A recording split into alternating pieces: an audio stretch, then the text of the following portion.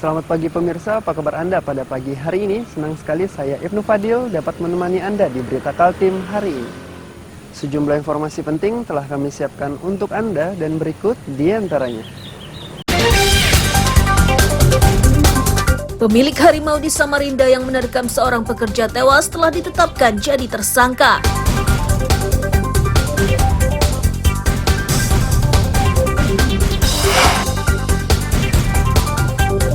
Berbagai peristiwa menarik di Kalimantan Timur dalam sepekan diulas lengkap di segmen 2 Berita hari ini.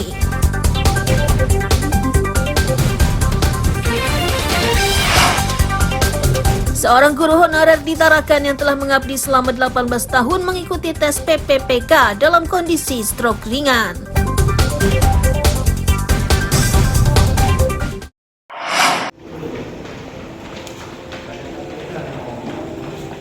Inilah Andre, pemilik harimau yang menerkam seorang pekerja di Samarinda hingga tewas.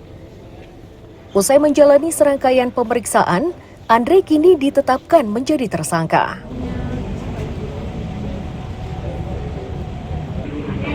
Meski statusnya sudah ditetapkan, namun Kapolresta Samarinda, Kombes Pol Arif Fadli mengaku masih membutuhkan sejumlah keterangan lainnya. Ini dilakukan untuk mencari kemungkinan pasal lain yang bisa menjerat tersangka. Arif Fadli menyatakan, hewan ganas ini dibawa masuk ke Samarinda melalui kapal laut. Pemeliharaannya dilakukan sejak hewan ganas tersebut masih kecil.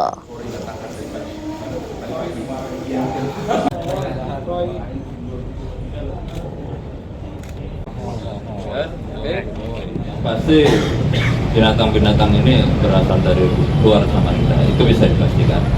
Kemudian dari siapa tersangka ini mendapatkan, ini masih dalam pendalaman kita, karena yang pasti kan kita harus mencari informasi, kemudian meminta informasi lengkap dari tersangka ini sendiri.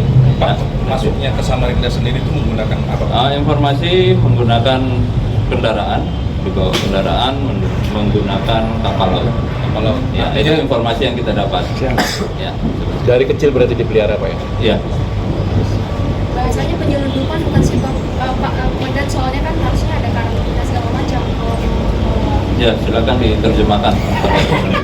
Ya. Siap.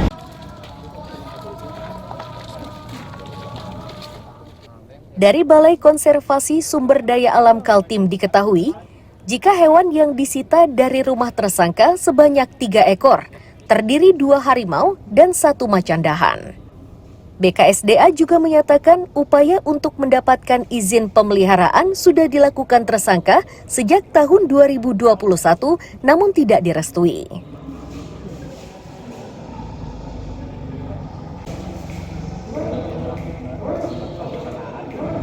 Kami memastikan lagi dan meyakinkan bahwa kami sudah menerima 3 ekor satwa dalam bentuk titik rawat dari penyidik Polresta Samarinda. Yang 1 ekor berupa macan dahan, 2 ekor diduga adalah dari pohon Sumatera. Dari data kami bahwa permohonan izin telah dilakukan oleh yang bersangkutan pada tahun 2021, di mana dalam surat kami bahwa harus ada kelengkapan lainnya yang harus dipenuhi, dan sampai sekarang izin tersebut belum keluar.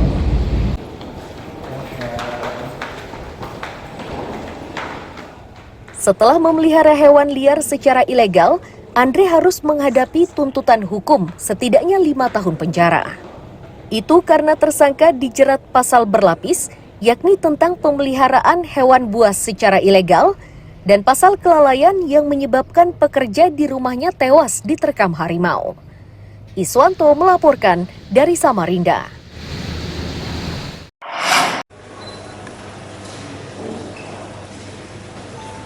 Wandi Irawan, warga Penajam Pasir Utara ini adalah tersangka yang diringkus tim Ditres Narkoba Polda Kaltim. Wandi ditangkap dengan barang bukti sabu seberat 51 gram.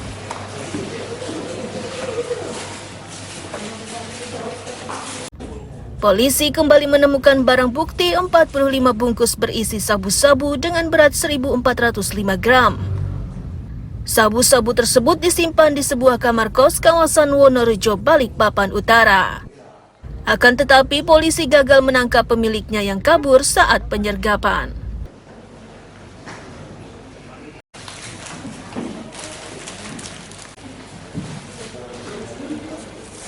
Berdasarkan hasil penyelidikan, tim yang dipimpin oleh Bapak Kasubdit 1, Bapak AKBP Henry Sidaputar, melakukan penangkapan terhadap seorang laki-laki yang bernama inisial W di TKP dengan barang bukti 51 gram.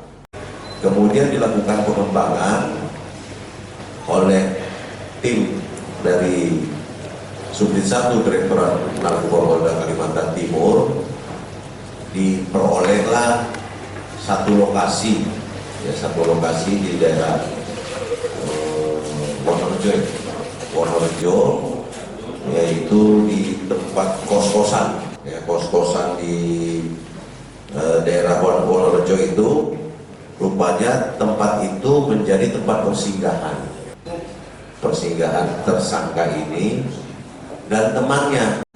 Ya, jadi barang bukti yang sebelum diedarkan mereka stok di situ. Kalau kita istilahnya ada direktorat ini gudang lah, ya.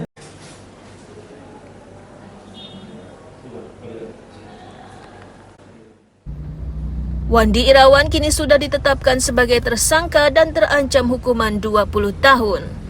Riani Mantini melaporkan dari Balikpapan.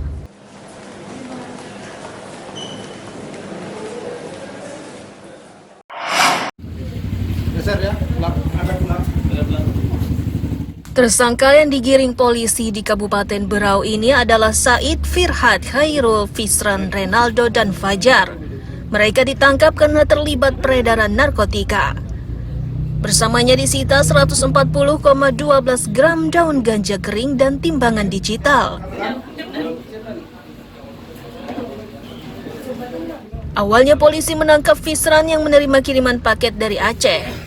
Setelahnya polisi secara terpisah menangkap 4 pelaku lainnya. Sedangkan pemasoknya belum tertangkap karena menggunakan alamat palsu.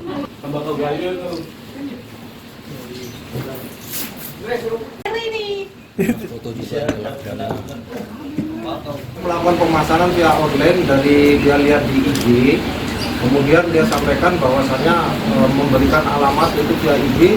Kalau jadi modus operandinya ini adalah melalui pengiriman barang dari Medan, dan Medan ini alamatnya sudah kami cek ternyata fiktif. Kemudian karena kita dapat informasi itu, selanjutnya kita melakukan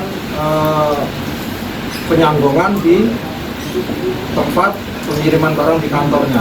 Setelah diambil oleh tersangka, kemudian dibuka di situ, modusnya sebetulnya itu hanya katanya pengiriman pakaian, tapi setelah dibuka di dalamnya terdapat ganja.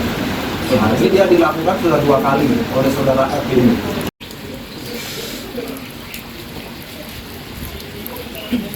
Tersangka dijerat Undang-Undang Narkotika dengan ancaman hukuman 20 tahun penjara serta denda paling banyak 10 miliar rupiah. Miko Gusti melaporkan dari Kabupaten Berau.